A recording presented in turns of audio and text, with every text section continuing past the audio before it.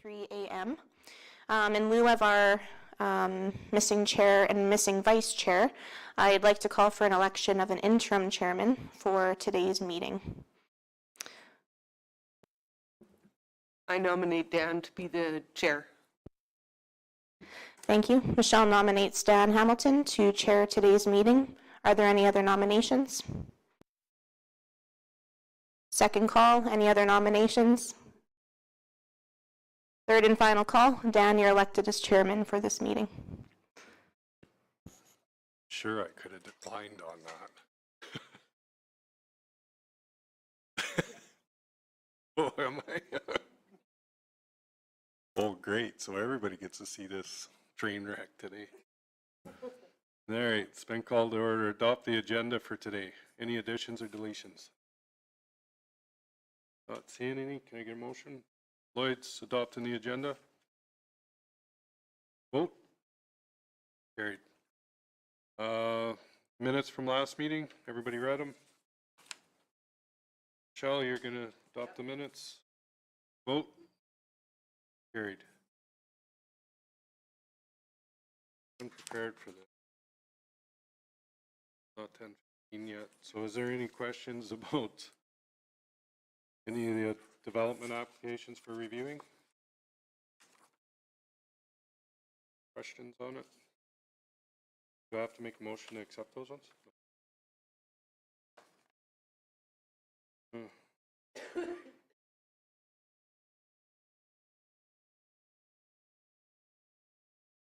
Planners report. Any questions on that? Or Kayleen, did you want to go over that? Nothing really to add. Just note that there is an appeal that's been launched against the decision of the development officer to approve a school that is associated with a new upcoming Hutterite colony that's being established. So the clerk of the SDAB has scheduled that appeal for, I believe, August 23rd in the afternoon. So staff will make a presentation at that hearing and represent the county. Questions on it, Michelle? I do have a question. What is that? It says the land use bylaw identifies communal living. Can you just explain that whole line a little bit to me, please? Yes, that was one of the new additions that we had in our new land use bylaw, because before we didn't really identify communal living, I guess, as a use. So the colonies were needing to come forward for multi-housing, coming forward for their separate buildings, for their schools. Whereas now the intent is that they can be approved all as one. But what we're looking at now is because some of the Hutterite colony was approved under the previous land use bylaw, we're now needing to approve the school separately. Otherwise, it would have been all encompassed as communal living, and it would have included any buildings, the housing, the schools. That's where Yeah, so it's just a matter of having the two differing bylaws. Thank you, Kayleen. Is there any other questions for Kayleen? Not seeing any. Can I get somebody to move the planner's report? Lloyd? Vote. Carried. Like an FCS. 2 people. Okay, 10:15, Mitchell. We might as well start you since you're here. Let's not screw this train wreck up here. If you want to come up and take one of the chairs up here. If you need to talk, you just push the talk button and it'll light up for you. But we will go with, I do believe, Kayleen, correct? No, Corey, Aaron? Thank you, Mr. Chairman. This report is regarding a proposal to construct and operate a solar project to support a ranch irrigation system. And we've called it a solar energy personal use with a variance. The applicant is proposing approval from the Municipal Planning Commission to construct and operate a small-scale personal solar facility with a variance for the rear setback. The project includes the installation of ground-mounted solar panels on approximately 2 acres of land. The proposed site is located approximately 12.5 kilometers north of Vinerville Access to the site is available from Range Road 53. The project is a 200 kilowatt solar generation project that will run the existing ranch irrigation system during the warmer months. During the off season, the power would be sold back to the grid. There will be minimal on-site activities once construction has started, and no on-site storage will be required. As the letter of intent indicates, the installation of solar panels will occur on areas of the land that are not under irrigation. Section 18.1 Sub 1 of the Hydro and Electric Energy Regulation states that power plants that are less than 1 megawatt are considered small power plants and are exempt from requiring approval of the Alberta Utilities Commission. The applicant has obtained a concurrence letter from the adjacent property owner to the south of the subject site, which provides support for a proposed 50% variance to the rear setback. The applicant will be proposing a 10-foot rear setback, and the land use bylaw says 20 feet is required, and the adjacent property owner has no objections to that variance. Under land use bylaw 2022/09, solar energy personal use does not require a development permit if all land use bylaw regulations are met. And as I mentioned previously, we're asking for a variance from 20 feet down to 10 feet. So section 12.20 solar energy personal use states the following: any ground, building or roof mounted solar energy panels and equipment that are used solely for personal or individual energy generation purposes shall not require a development permit. However, they shall be required to meet the necessary setbacks that are required in the particular district which it's located. And 20.2, any solar energy panels and associated equipment for personal use shall not be positioned so as to cause any unnecessary glare or disturbance to any adjacent residents or any nearby public highway. Any ground-mounted solar panel shall not exceed 15 feet in height above the existing grade. It should be noted that there's no nearby houses or highways that would be impacted by these solar panels. The applicant shall be responsible to obtain necessary approvals from electric distribution company. We circulated this to Alberta Environment and Parks, and they submitted a letter supporting the proposed variance as long as there's no impacts to the grazing lease, which is located directly to the south of the subject site, right there.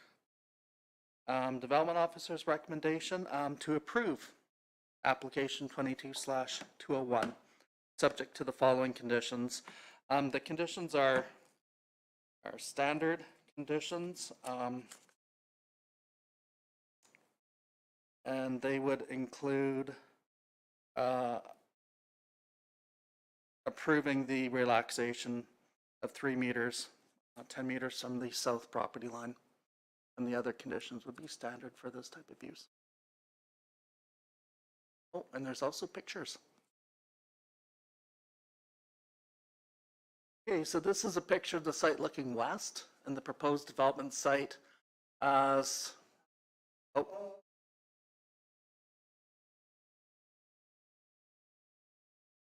What? Okay, sorry. Okay. Okay. So that's what it looks like from the west. You can see the river way off in the background.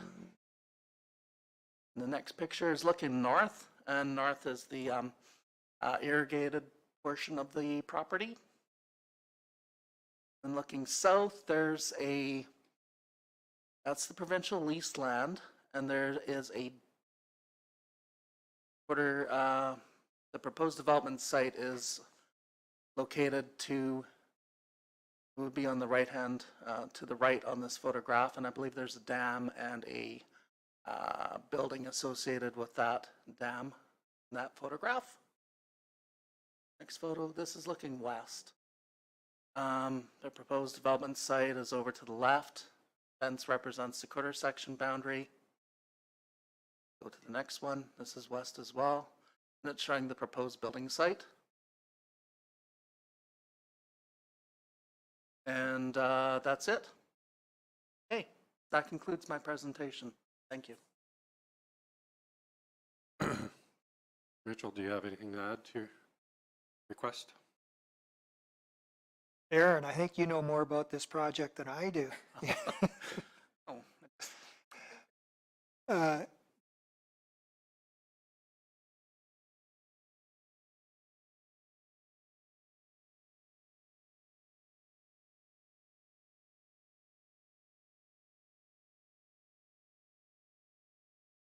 mhm.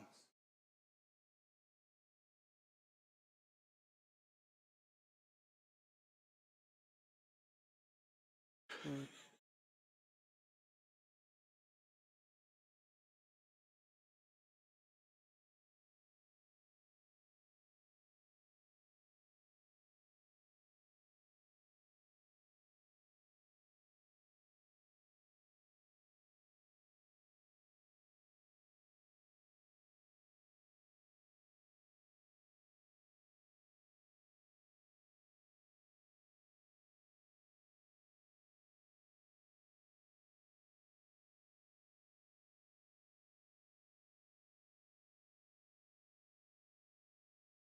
Okay. Any questions for Mitchell? No questions, but I'll move to approve it. Lloyd, do you have any questions? Okay, I have a motion on the floor to approve as presented. Vote. That's carried. All right. Good thing you didn't change this up on me. Your development permit has been approved subject to the meeting of the conditions which were previously discussed. The county will mail you a copy of your development permit. Since this is a discretionary use, there is a 3-week appeal period that the public may appeal the issues of this permit. The development permit will be advertised in the Cypress Courier newspaper for a duration of 3 consecutive weeks. If no appeals is filed within 21 days from the date of the issue, the development permit will become valid at that time. If you have any further questions, you may discuss with the development officer over this today. Good?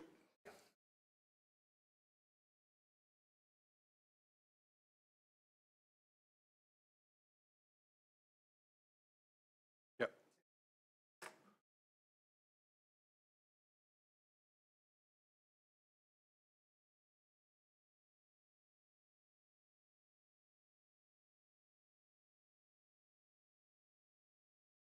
Unless something comes in at the last minute and there's an appeal, then, but they'll let you know right away if some appeal comes up. There's nobody around you down there, so. That's- yeah.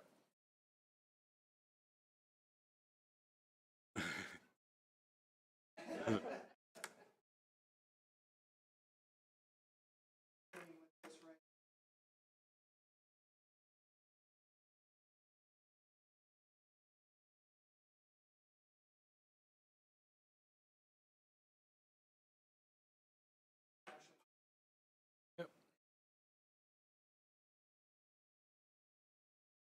Hindsight's always right. Good luck to you. Yeah. Have a good day.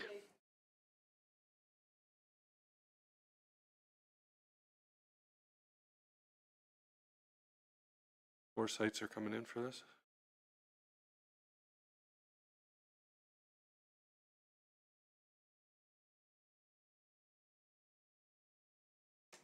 Great. So,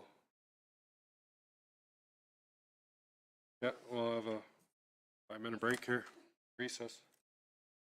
We'll show them how efficiently to run this.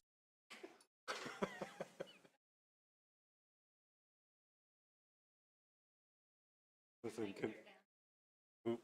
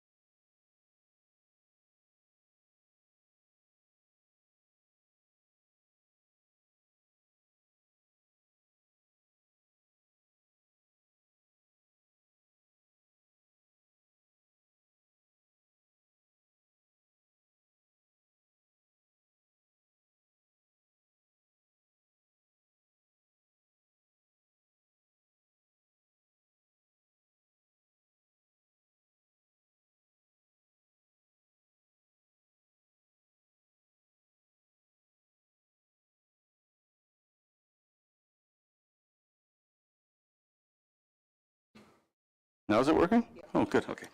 All right, 22 CY 13, Farron and Leanna Forsyth. Would you please take the chairs up front?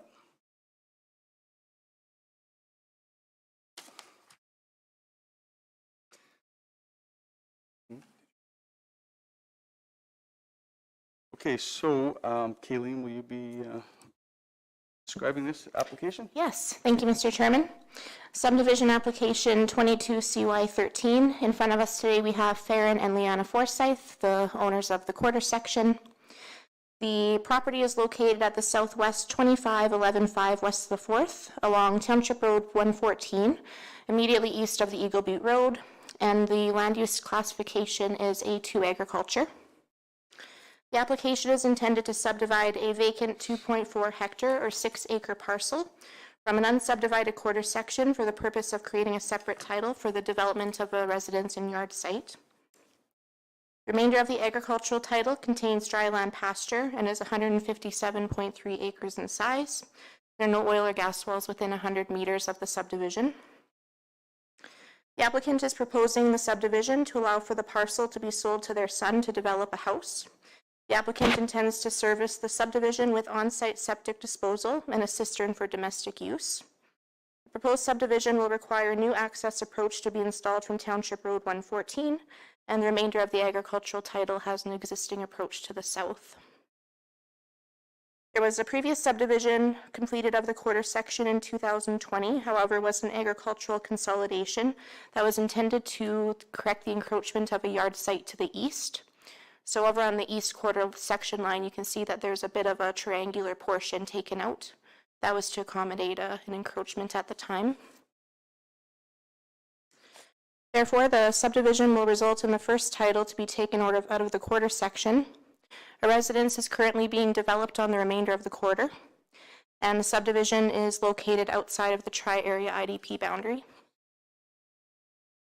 In terms of policy review, the South Saskatchewan Regional Plan states that municipalities are to identify agricultural land and limit fragmentation and conversion to non-agricultural uses. It states that the land use framework promotes approaches to reduce the amount of land taken up by permanent or long-term development by utilizing the minimum amount of land that is necessary. Section 663 of the Municipal Government Act states that a subdivision authority may not require the owner of a parcel of land subject of a subdivision to provide reserve if one lot is to be created from a quarter section. Part 2.9 road access of the subdivision regulations states that every proposed subdivision must provide direct access to a road or lawful means of access satisfactory to the subdivision authority.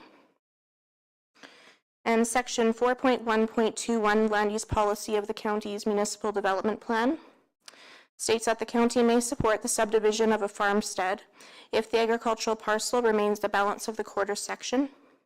Subdivision will not impact or hinder the agricultural use on the balance of the quarter.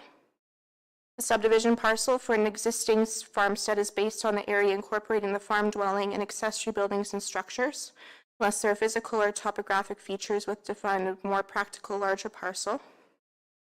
Subdivision of the existing farmstead or single vacant parcel retains the agricultural land use district as the remnant. And both parcels have existing access to an existing municipal road or provincial highway. And utility easements may be required. When we circulated the application, Cypress County Finances replied that there are no local improvement plans. Director of Municipal Services replied that the subdivision complies with the county's municipal development plan, which includes the requirement for the proposed subdivision parcel and remnant agricultural parcel to have immediate and direct access to the municipal road. And the subdivision is consistent with similar subdivisions that have been approved in the past. Cypress County Utility Services replied that there are no conflicts. Public Works replied that the subdivision requires a new access from Township Road 114.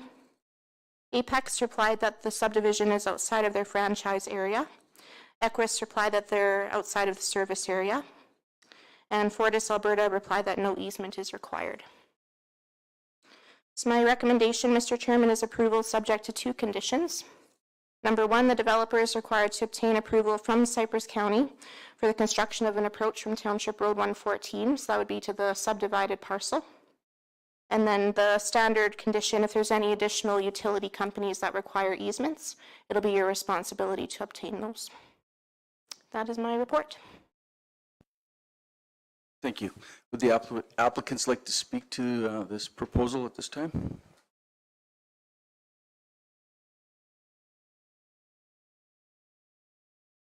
Okay.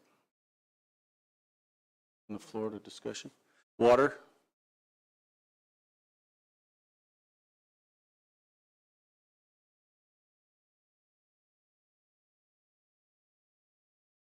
You're moving it? Okay.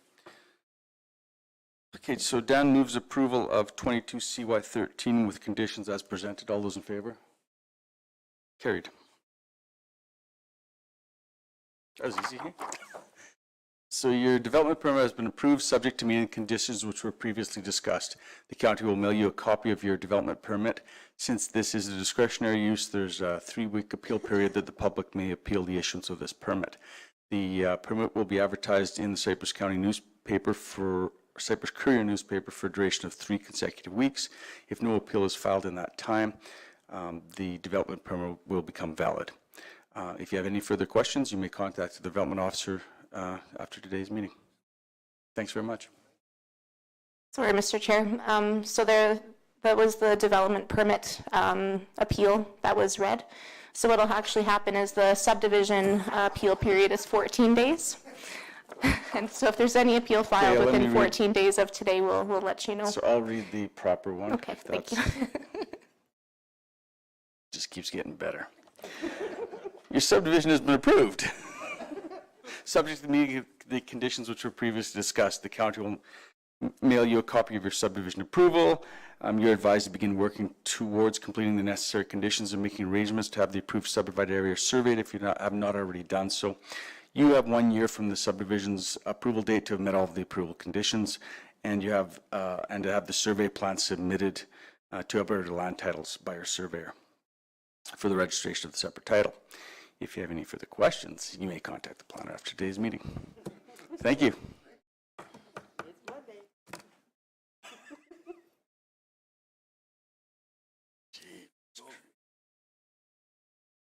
Oh, you can go. Yeah. Have a wonderful day. Okay, next in the agenda is 22 CY16. The Clouts, come on up, please. You've been here before, so you know the drill. Uh-oh.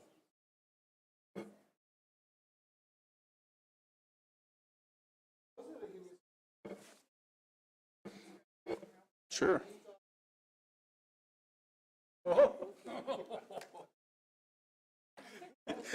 Boom.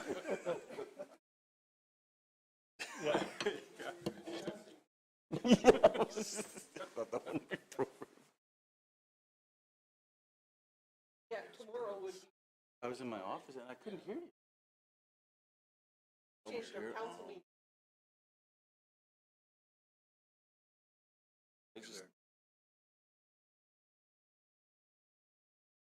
And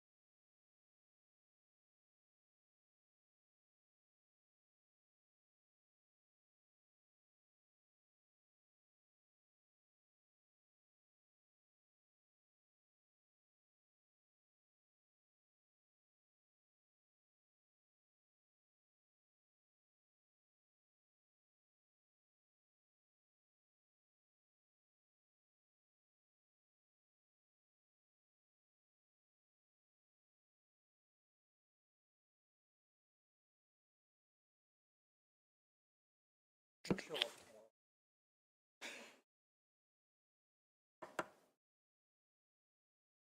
so next on the docket here, we have 22 CY 16, and the Cloats are here. Go ahead, Kayleen. Thank you, Mr. Chairman. Subdivision application 22CY16. Again, we have Dave and Bonnie Clout here to represent their application. And this meeting was previously postponed by the Planning Commission at the July 12th meeting. And the purpose was to allow the applicant's surveyor to submit a revised tentative plan of subdivision, which reduces the overall area to accommodate the minimum area needed for the existing yard site. So the revised ortho diagram that you see in front of you here is the revised subdivision area. So the proposed subdivision reduces the overall subdivision by approximately half of what was previously proposed. So the proposed subdivision now contains 17 acres, which is a reduction by 16.6 acres. The previous proposal was for 33.6. So it is significantly reduced. The surveyor did communicate to me that the Clouts have worked out a, I guess, kind of meet in the middle compromise where they're still able to accommodate one of the dams while still reducing the overall area. So hopefully we'll still kind of help to meet the requirements for irrigating their yard site. So that is the proposal. Administration is supportive of the proposal. It factors in the setbacks for the corrals and some of the outbuildings that are established on the east side of the rear property line. And like mentioned, it incorporates the area for the dugout that irrigates their yard. So the recommendation is to approve the revised proposal, and it's subject to 2 conditions. Condition number 1 is that the developer is required to obtain approval from Public Works for a new access approach to the remainder of the quarter section. There's currently no access from Range Road 75. And then the standard condition that if there's any additional utility right-of-ways or easements by any utility operators, it'll be your responsibility to obtain those agreements. That is my update. Thank you very much, Kayleen. Would the Clouts like to speak to the application or the amended application at this time? Okay. Yeah, it looks pretty good. That was quick. Okay, so Lloyd moves approval of subdivision application 22CY16 with the conditions as presented. All those in favor? Carried. I will read the correct one. So your subdivision has been approved, subject to meeting the conditions which were previously discussed. The county will now mail you a copy of your subdivision approval. You're advised to begin working towards completing the necessary conditions if you have making arrangements to have the subdivided area surveyed. I see you already have done that. You have 1 year from the subdivision's approval date to have met all of the approval conditions and to have the survey plans submitted to the Alberta Land Titles for the registration of the separate title. If you have any further questions, you may contact the development staff after today's meeting. Thank you very much. You as well.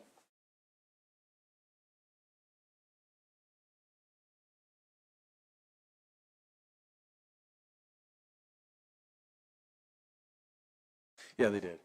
When you see a compromise like that, it sure helps things. Okay. So next on the agenda, I guess, would be, have you done the plans report yet? Go. You're already done. Do you want to discuss? No.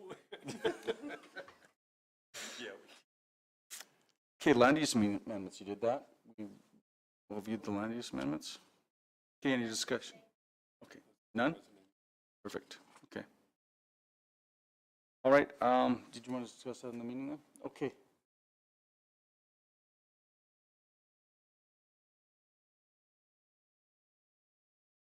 Let's do it in the meeting. One thing that's come up is potential land use contravention, I guess, on a parcel south of Cypress Hills. We allowed them 2 buildings for B&Bs, I guess it would be, or rental. I don't know if you're familiar with the parcel. corner of the Thelma Road and the 41.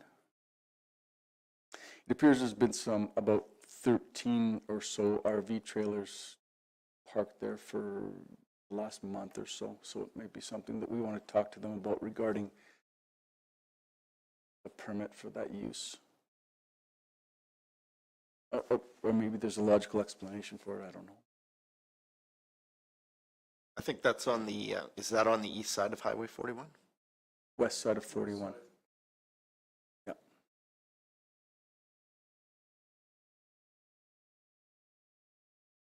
Yeah. Yeah, so our development officer will check into it and contact them as needed. Okay. Thank you.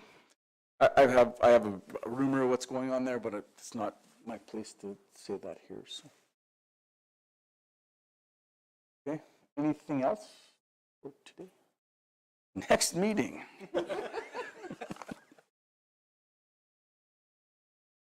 Back to Tuesday, and this time.